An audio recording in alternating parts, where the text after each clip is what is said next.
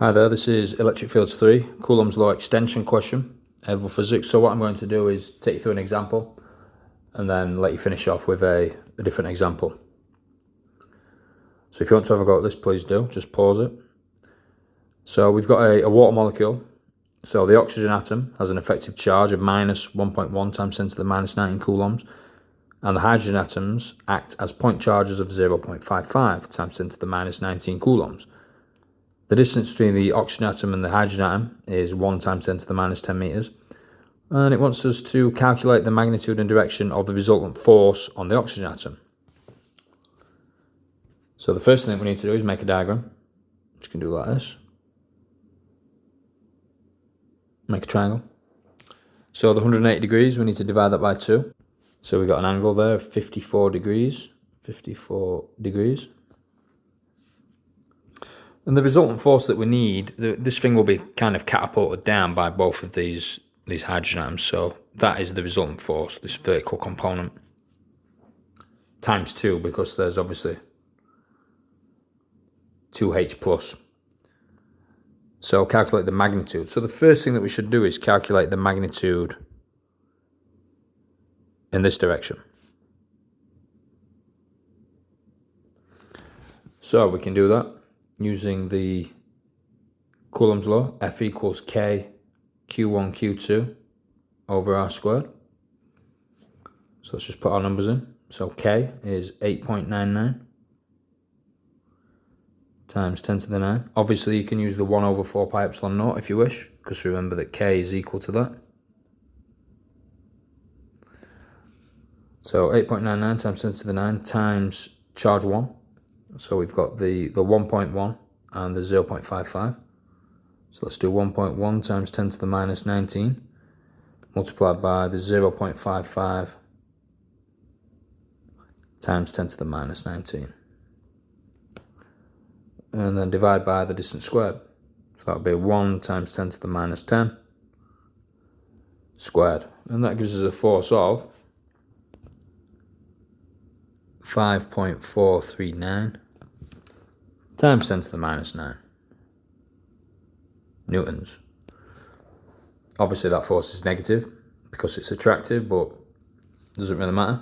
So make sure that that number is written down, because I need to clear the screen and then we need to find out the component. So we just need to do a bit of trigonometry.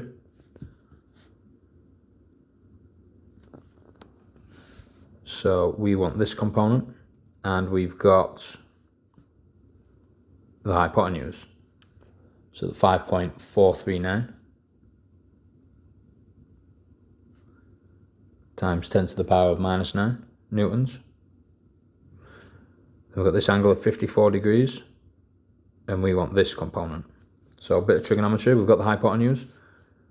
We want the adjacent, so it's going to be cos 54 is equal to adjacent divided by the hypotenuse. So we've got the 5.439 times 10 to the minus 9. Then we just need to rearrange. So bring that up and multiply it by cos 54, and that will give us the adjacent. So adjacent will be equal to 5.439 times 10 to the minus 9 times cos 54, which gives us 3.2 times 10 to the minus 9 newtons. And then to finish the question, we just need to multiply that by 2, because we've got this happening twice due to each of the H plus. So if we times that by 2, we get 6.4. So the total answer is 6.4 times 10 to the minus 9 newtons.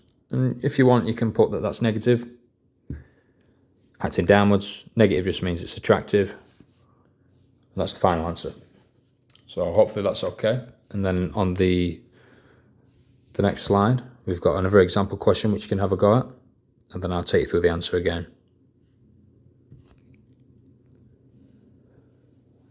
So on this one, so we've got two 1 microcoulomb charges, and it's calculate the force experienced by an electron if it was placed at point X.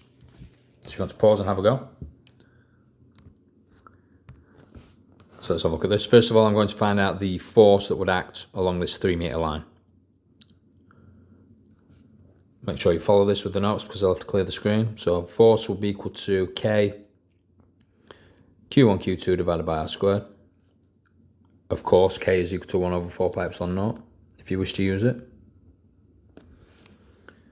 So 8.99 times 10 to the power 9 multiplied by charge 1, which is the 1 microcoulomb charge.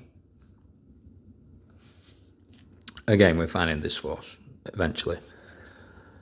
Multiplied by the charge of an electron, so that would be 1.6 times 10 to the minus 19. Divided by the distance squared, so 3 squared is 9. So we can calculate the force on that 3 meter line, which gives us 1.598 times 10 to the minus 16 newtons. Obviously it's negative, not important at this stage, but if you put that, that's okay. Then we just need this component that's acting upwards. So we need to figure out this angle and obviously use that value.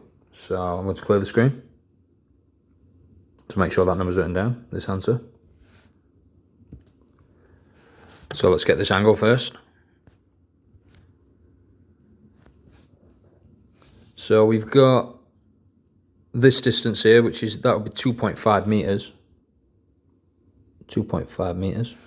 And then we've got the hypotenuse of the 3 meters. So to get this component, we need to do some trigonometry.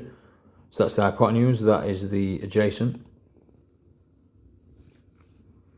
So that'll be cos of the angle. So cos of the angle, theta, is equal to A over H, so 2.5 divided by 3. So the angle will be inverse cos 2.5 over 3, which gives us an angle of 33.6 degrees. So we've got the force that we had, and now we can just do some trigonometry to find this vertical force.